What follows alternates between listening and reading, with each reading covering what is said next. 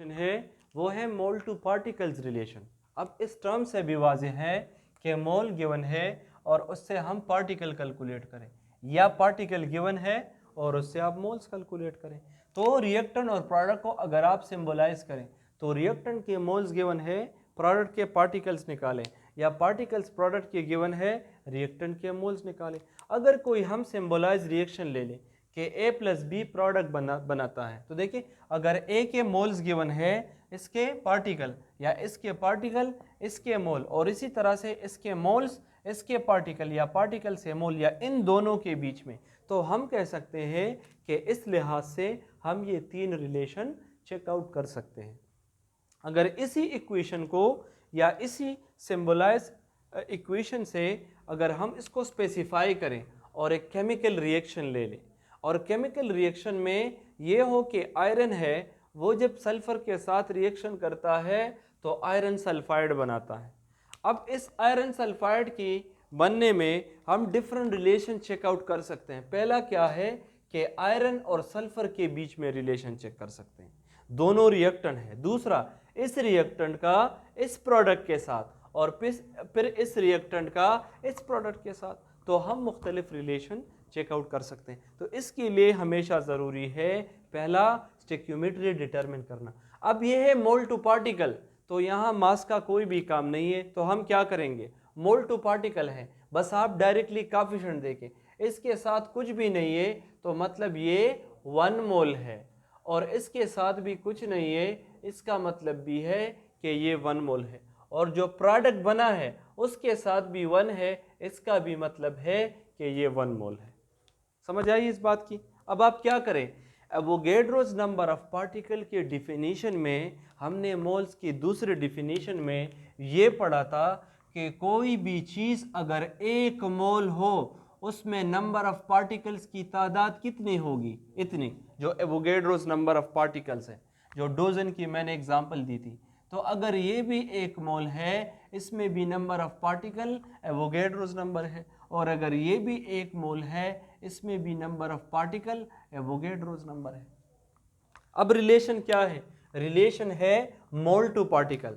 तो ऐसा हो सकता है कि इसके मोल गिवन हो और इसके पार्टिकल निकाले जाए, या इसके पार्टिकल गिवन हो और इसके मोल कैलकुलेट किए जाए, या इसके पार्टिकल गिवन हो इसके मोल, या मोल से पार्टिकल, एंड वाइस वर्सा। इसके लिए भी यही रिलेशन। अब देखें, तो अगर हम सिंबलाइज करें पहला रिलेशन, तो ये इन दोनों के बीच में है। और अगर हमसे जनरली पूछा जाए कि अगर आपके पास 3 मोल आयरन हो, उससे सल्फर बनेगा, मगर सल्फर के पार्टिकल्स कितने होंगे, तो ये है मोल टू पार्टिकल रिलेशन। एक चीज के मोल गिवन है और दूसरे के पार्टिकल के बारे में पूछा जा रहा है, तो इसके लिए हमें ऊपर बैलेंस केमिकल इक्वेशन की तरफ देखना होगा। बैलेंस केमिकल इक्वेशन में ये गिवन है, जब 1 मोल आयरन हो उसके लिए 1 मोल सल्फर चाहिए।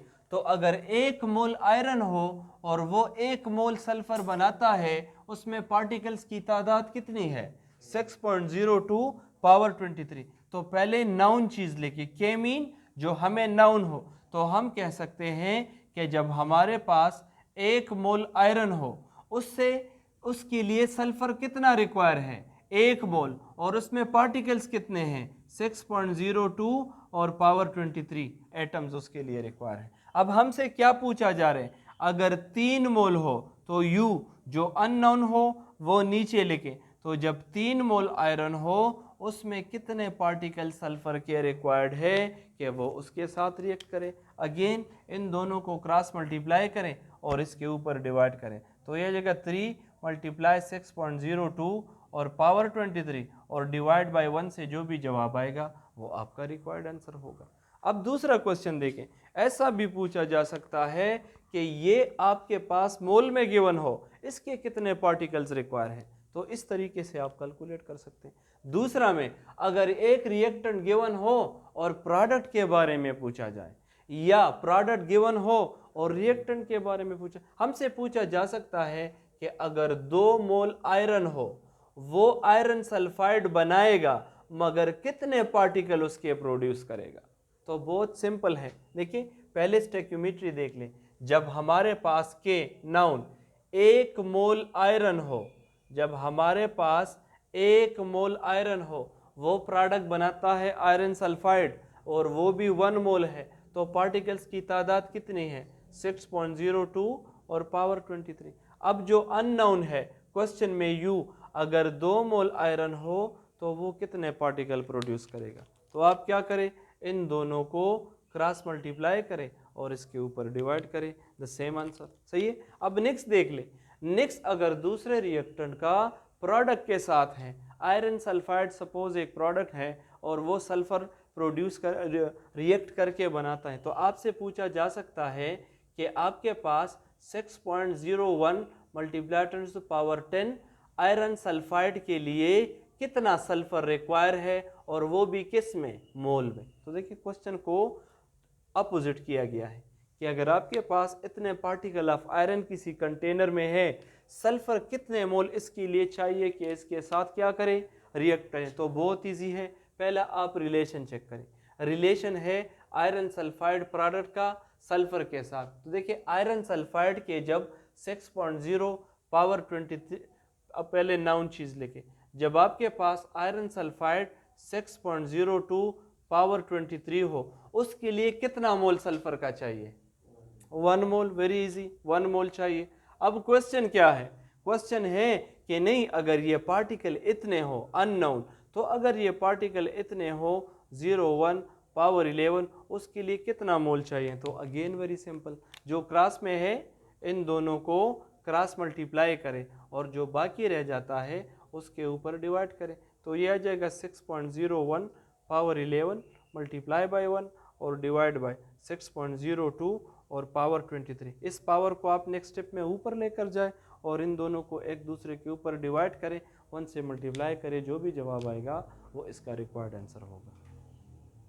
अब देखिए, अगर ये एग्जांपल हो कि नाइट्रोजन जब हाइड्रोजन के साथ रिएक्ट करता है तो अमोनिया प्रोड्यूस करता है। अब देखिए, इसमें पहला relation between these two reactant, दूसरा रिलेशन इस रिएक्टेंट का प्रोडक्ट के साथ, और तीसरा इस रिएक्टेंट का एंड वाइस वर्सा, यानी प्रोडक्ट का रिएक्टेंट के साथ, प्रोडक्ट का रिएक्टेंट के साथ। अब देखिए, पहले हमने क्या करना है? रिएक्शन देखना है। अगर बैलेंस है तो ठीक है, अगर बैलेंस नहीं है तो पहले रिएक्शन को बैलेंस करेंगे। इधर नाइट्रोजन के राइट में क्या है? एटॉमिसिटी इसकी क्या है? 2, और हाइड्रोजन की देखिए क्या है? 2। अब राइट में जाए, इसका कोएफिशिएंट, सॉरी इसका जो एटॉमिसिटी है वो 1 है और इसकी जो एटॉमिसिटी है वो 3 है। अब देखिए, ये 1 है, ये 2 है, ये 2 है, ये 3 है। तो रूल के मुताबिक इसमें कोई मेटल नहीं है, तो हम नॉन मेटल की तरफ जाते हैं, और नॉन मेटल में पहला नाइट्रोजन है और वो बैलेंस नहीं है। अगर हम इस नाइट्रोजन के साथ 2 मल्टीप्लाई करें तो ये 2 बन जाएगा। तो ये 2 अगर हम यहाँ अप्लाई करेंगे तभी ये इस 1 के साथ मल्टीप्लाई होगा और 2 आएगा, लेकिन यही 2 एक टाइम पे हाइड्रोजन के साथ भी मल्टीप्लाई होगा, तो ये 6 बन जाएगा।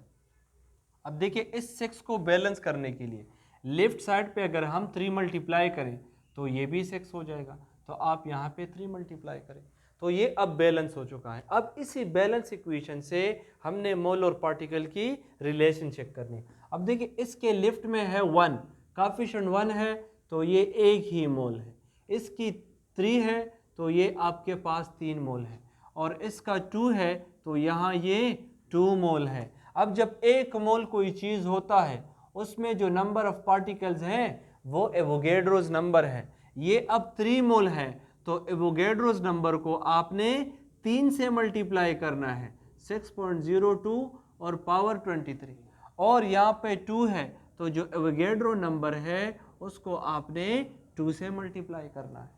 अब यहाँ देखिए, शाबाश, अब रिलेशन ये है कि इसका 1 मोल इसके 3 मोल के साथ रिएक्ट करता है, और इसका 1 मोल 2 मोल अमोनिया बनाता है, और इसका 3 मोल हमारे पास हमें 2 मोल अमोनिया गैस प्रोवाइड करता है। तो हमसे डिफरेंट सिचुएशंस के क्वेश्चन पूछे जा सकते हैं। अगर क्वेश्चन पूछे जाए कि 3 मोल नाइट्रोजन के लिए रिक्वायर नाइट्रोजन कितना चाहिए उसके एवोगैड्रोस पार्टिकल्स में, यानी हमारे पास अगर 3 मोल नाइट्रोजन गिवन हो, उसके लिए हाइड्रोजन के कितने पार्टिकल चाहिए कि वो उसके साथ क्या करे, कि वो उसके साथ रिएक्ट कर सकें। तो देखिए वेरी सिंपल, आप ऊपर जाइए, इसको सॉल्व करने से पहले इसकी स्टाइकोमेट्री देख लें, और वो हमें ये बताता है कि जब आपके पास 1 मोल नाइट्रोजन हो तो 1 मोल नाइट्रोजन के लिए, ये एक हाइड्रोजन कर लें फिर समझ आ जाएगा,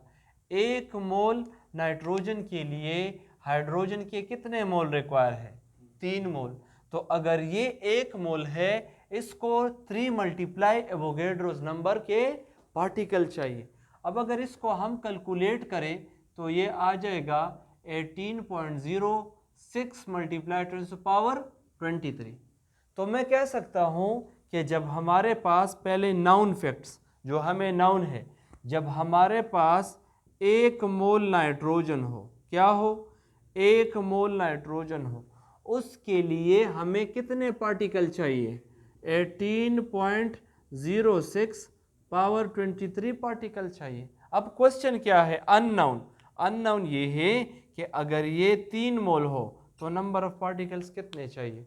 तो वेरी इजी, इन दोनों को आप क्या करें, इन दोनों को क्रॉस मल्टीप्लाई करें और इसके ऊपर डिवाइड करें। और ये क्वेश्चन अपोजिट भी पूछा जा सकता है, इसके मोल्स गिवन होंगे और इसके कितने पार्टिकल्स रिक्वायर हैं। अब देखिए दूसरा है एक रिएक्टेंट का प्रोडक्ट के साथ, तो आपसे पूछा जा सकता है कि 1.7 मोल नाइट्रोजन है, अगर वो हाइड्रोजन से रिएक्ट करता है तो अमोनिया बनाएगा, मगर अमोनिया के कितने मॉलिक्यूल बनाएगा? तो नंबर ऑफ पार्टिकल्स ज़रा कैलकुलेट करें।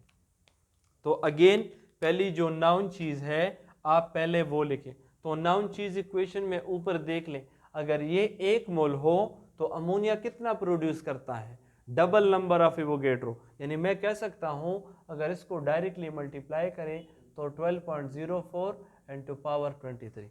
तो मैं कह सकता हूँ कि अगर हमारे पास 1 मोल नाइट्रोजन हो तो दैट प्रोड्यूसेस अमोनिया। अमोनिया के कितने मॉलिक्यूल प्रोड्यूस करता है? हाँ शाबाश, 12.04 और पावर 23। अब जो अननोन फैक्ट है, तो अननोन ये है अगर ये 1.7 मोल होगा तो कितना पार्टिकल प्रोड्यूस करेगा? सो अगेन वेरी सिंपल, एक दफ़ा आप बेसिक सीख ले, ये सारे टेक्निकल रिलेशन इजी हैं, इन दोनों को क्रॉस मल्टीप्लाई करें और इसके ऊपर डिवाइड करें। और थर्ड वन भी अगेन, अगर हाइड्रोजन है और आपसे पूछा जाए कि प्रोडक्ट के जो नंबर ऑफ पार्टिकल हैं वो 2.0 पावर 5 है, और आपसे ये पूछा जाए कि इतने पार्टिकल हाइड्रोजन के मौजूद है, उससे अमोनिया कितना बनेगा? यानी अमोनिया आप मोल में कैलकुलेट करें कि कितना प्रोड्यूस होगा। तो देखिए पहले नाउन चीज़ देख ले। नाउन ये है जब आपके पास ये थर्ड एवोगैड्रो पार्टिकल यानी उसके ट्रिपल में हो, यानी जब आपके पास 18.06 हाइड्रोजन के पार्टिकल हो पावर 23, तो वो कितना अमोनिया प्रोड्यूस करता है? 2 मोल। शाबाश।